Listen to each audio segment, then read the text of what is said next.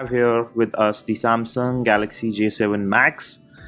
This one has been launched around 18,000 rupees in India, and in this video I'm gonna unbox this, show you what all you get, give you my first impressions, have a look at the display, have a quick look at the camera, talk about the specifications, features, and a quick overview.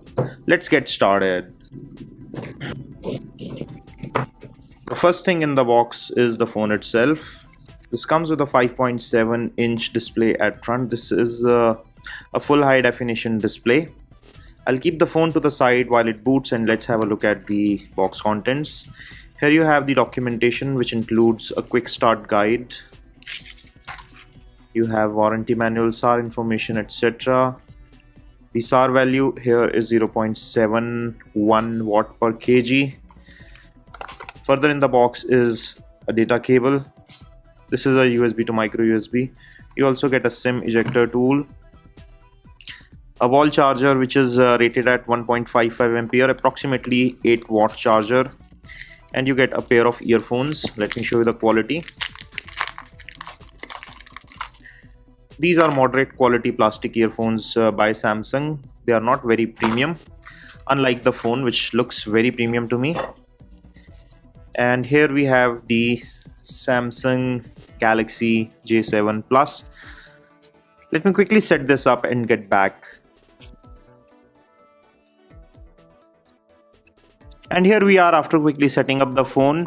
It is running Android latest operating system, which is the Nougat, and on top of that is the Samsung's UI, which is what they call Samsung Experience. It has been customized, but it is lighter than the previous versions of the UI that we have seen earlier by Samsung. They are quite heavy. This one does look nice and smooth and fluid. Underneath it is running the Helio P10 chip from MediaTek. I'll give you a quick physical overview of the phone before we move further. On the right hand side of the phone you have the power wake up key, followed by a speaker grill here on the right side only. On the bottom is the 3.5mm audio port, followed by primary microphone hole and a charging port at the bottom.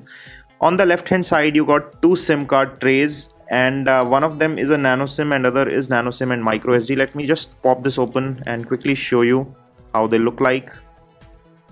Samsung has not selected the hybrid SIM slot here, which is appreciated because now you can have two SIM cards as well as memory expansion. So you have the option of having two SIM cards and yet expanding the memory, which is a good choice for the consumers, and since this is a large size phone they can easily do that. Above that there are two discrete buttons. These are the volume buttons, and on top there is practically nothing, just a protective sheet of plastic that should be removed. It feels very nice and very good in hand. On the back is the 13 megapixel f-stop 1.7 camera with LED flash, and this is the Samsung glow ring around the camera module that we have seen in the Samsung Galaxy J2 earlier. So this makes its return on the J7 Max. There is some compliance information here. The phone does look nice and premium. The back is not user openable. On the front you get a 5.7-inch full high definition display. On top of the display is LED flash, some sensors, the speakers or the earpiece, and here you have the front facing camera. This is also a 13 megapixel shooter which is at f1.9 aperture. Below the display is the home key, which also doubles up as your fingerprint scanner, and it is an active scanner. You don't need to press the button to unlock the phone. It is slightly slow, but it works and the accuracy is good. It's a 360-degree scanner, so no matter what angle you are holding it, just place your thumb here or finger here, it will unlock. There are two keys to either side of this button, and these keys are capacitive keys, but they are not backlit keys. So when you are in dark you just have to go by your judgment. If you swipe from the left side towards the right, you get the flipboard style Samsung UI, and the user interface seems quite fluid and fast. Let me give you a quick camera sample test here and find out how good the cameras are. So it's giving me a quick overview, so I can switch to modes by swiping. Let's take a few pictures here and find out how good the f1.7 depth of field works here. So we are trying to take some close-up shots. This phone is finding some trouble in focusing on the near object.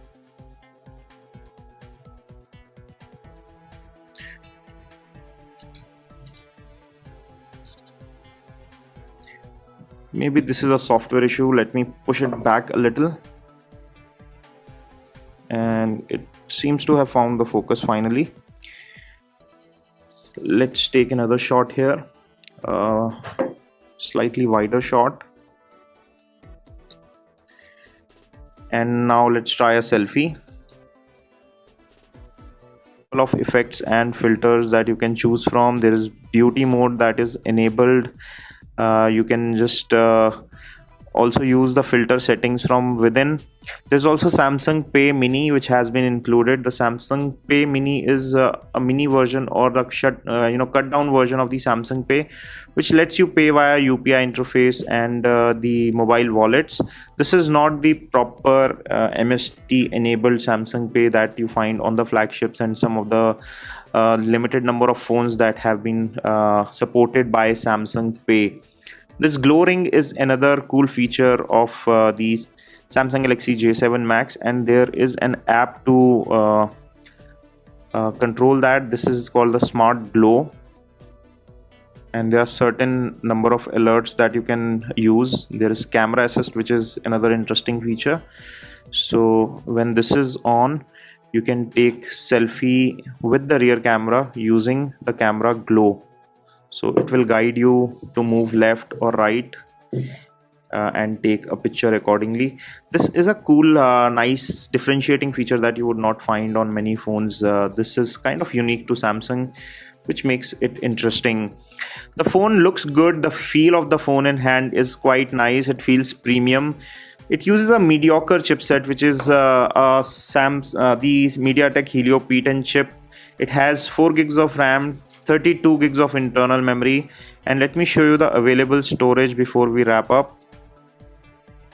So you get around 24 gigs of available storage right away, and you can expand it by adding a micro SD card. And please note that the micro SD card slot is discrete, so you do not need to worry about not using second SIM. You can use your second SIM and micro SD card at the same time and expand the memory whenever required.